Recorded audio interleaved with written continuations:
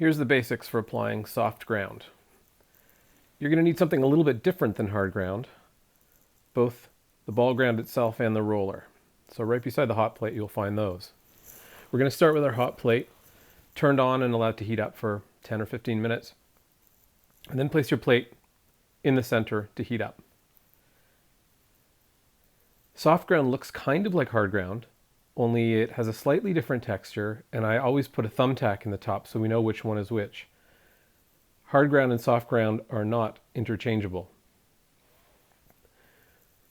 Because they have a slightly different makeup, we also use a dedicated brayer for soft ground. Looks just like the hard ground one, but it's labeled. Please try not to mix these up.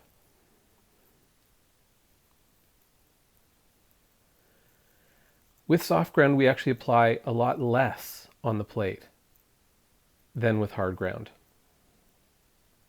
If you put on too much, or the same amount you would with hard ground, you'll find that your roller will actually slip around.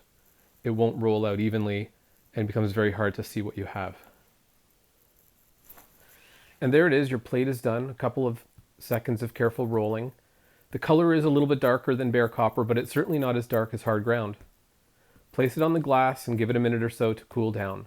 But be careful, don't put your fingers on it because your fingerprints will actually etch and eventually print. You can't wrap this plate up in paper towel and take it with you.